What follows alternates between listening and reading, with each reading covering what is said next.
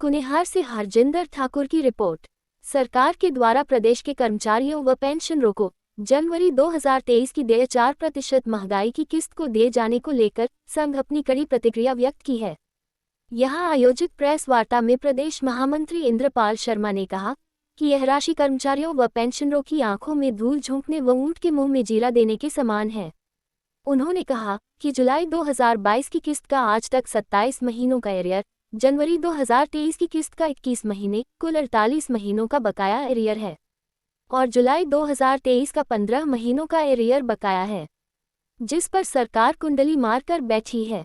अगर सरकार वर्ष 22 व 23 का एरियर भी देती तो हम भी सरकार का धन्यवाद करते। शर्मा ने कहा कि सरकार का ढोल पीटने वाले संगठन के नेता सरकार द्वारा महज 4% किस्त बिना एरियर के देने की घोषणा के लिए उनका धन्यवाद ऐसे कर रहे हैं जैसे उन्होंने कोई बहुत बड़ी उपलब्धि हासिल कर ली हो। ऐसे नेता कभी भी पेंशनरों के हितैषी नहीं हो सकते। हम सरकार से पेंशनरों की सभी बकाया किस्त का एक मुश्त भुगतान किए जाने की मांग करते हैं।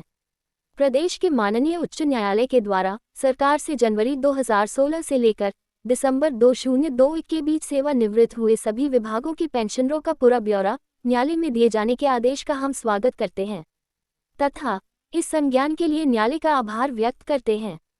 इस अवसर पर भारतीय पेंश महासंघ कुनिहार इकाई के अध्यक्ष आरपी जोशी, ओम प्रकाश गर्ग, सुशील शर्मा, गोपाल कृष्ण, जगदीश चंदेल, सतपाल शर्मा, राजेश जोशी, हरिदास इत्यादि उपस्थिति रहे।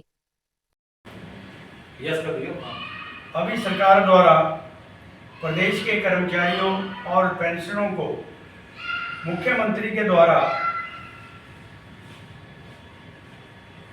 जनवरी 2023 की जो 4% की महंगाई राहत की किस्त है उसको दिए जाने की घोषणा जो है मुख्यमंत्री जी ने की है।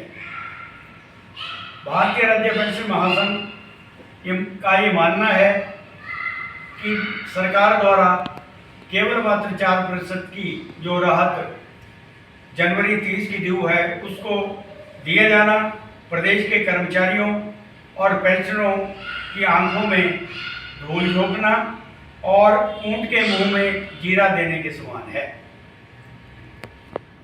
जैसा कि सभी को मालूम है कि जुलाई 2022 से लेकर के आज तक जो 4% का बकाया राशि है वो उसका 27 महीने बनते हैं और जनवरी 2023 से लेकर आज तक जो जनवरी की किस्त का बकाया राशि है वो 21 महीने है। तो इस तरह से ये कुल 48 महीने जो है 22 और 23 के ही ड्यू है। उसके अतिरिक्त जुलाई 2023 उसके अलावा जो जुलाई 2023 से लेकर आज तक का बकाया 4% बनता है वो भी 15 महीने का बकाया है। तो इस तरह से कुल जो कर्मचारियों और पेंशनरों की जो महंगाई राहत और किस्त का जो भुगतान की राशि बनती है वो 63 महीने बनते हैं। तो 63 महीनों को नज़रअंदाज करके इसके एरियर की राशि को जारी न करके जो सरकार ने केवल मात्र 4% की जो राशि जारी की है वो मैं समझता हूँ कर्मचारियों के साथ केवल मात्र धोखा है, आईवाश है।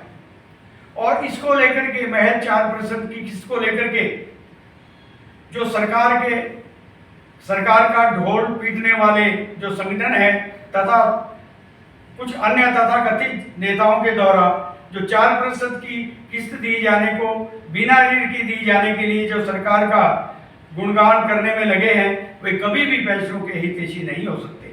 अगर सरकार वर्ष 2022 से ले और 23 का भी अगर भुगतान जो एरियर का है उसका करती तो निश्चित रूप से भारतीय राज्य पेंशन महासंघ भी सरकार का धन्यवाद भी हम उनका धन्यवाद भी करते।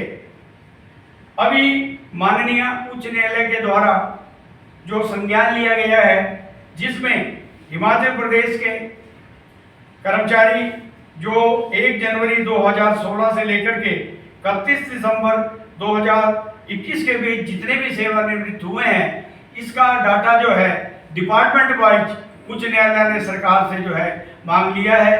ये बहुत ही सराहनीय निर्णय है। इसके लिए हम माननीय उच्च न्यायालय का आभार भी व्यक्त करते हैं क्योंकि उल्लेखनीय है कि प्रदेश सरकार जो पेंशनरों के फैसलों को लेकर के उच्च न्यायालय बार बार सरकार को आदेश दे रहा है, उसके ऊपर सरकार जो है टाल मटोल की नीति अपना रही है और सरकार कोर्ट के जो आदेश है उसका भी उल्लंघन कर रही है। ये संज्ञान जो सरकार ने लिया है बहुत ही सराहनीय है और हम समझते हैं इससे हमारे जो पेंशन भाई हैं उनको राहत मिलेगी।